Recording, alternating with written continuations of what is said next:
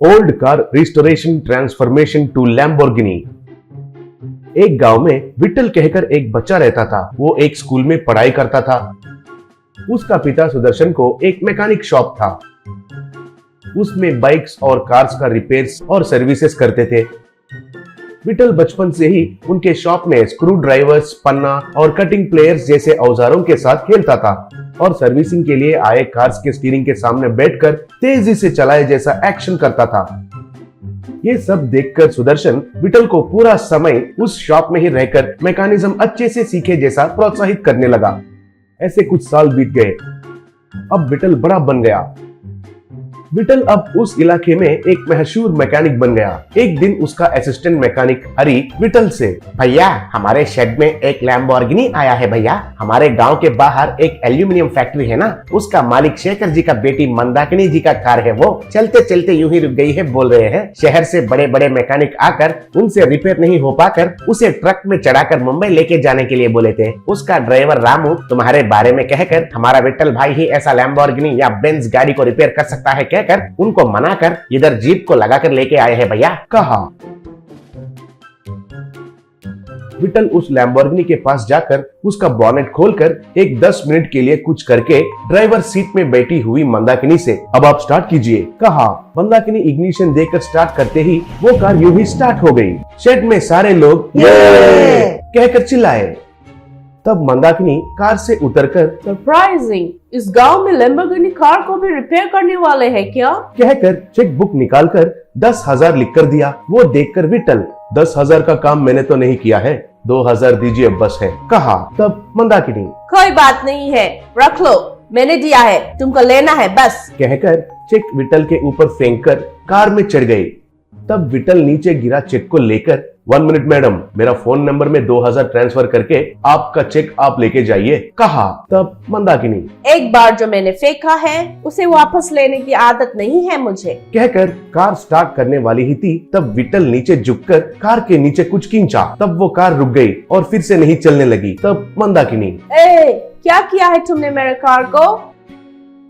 तुम जैसे वालों को इतना घमंड नहीं रहना चाहिए, बोली।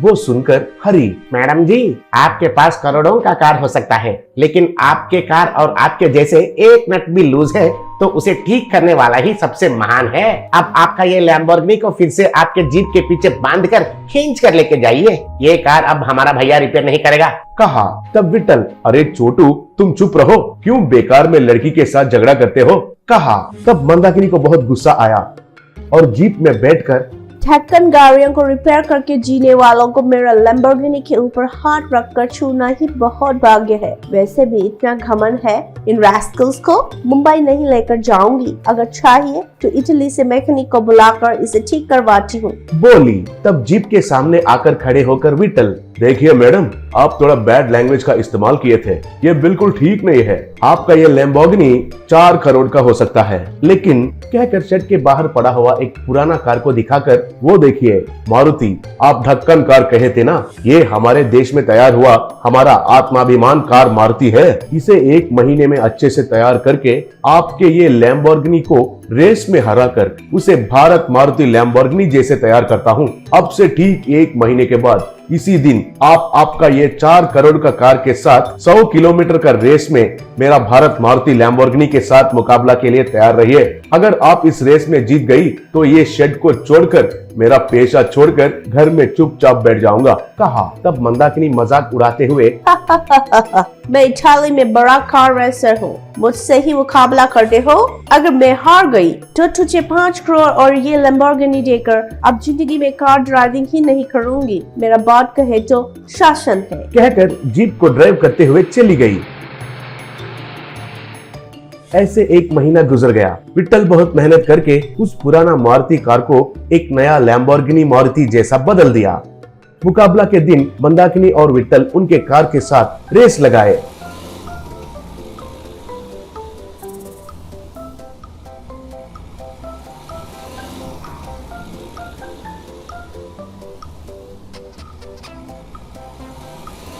आखिर में विट्ठल उस मुकाबला में जीत गया। तब मंदाकिनी रोते हुए शक्ल से विट्ठल को उनकी लैम्बोर्गिनी कार और 5 करोड़ दे रही थी। तब सारे गांव वाले बहुत उत्सुक से तालियां बजाए। ये सब टीवी में और अखबार में देखकर लोग बहुत खुश हुए।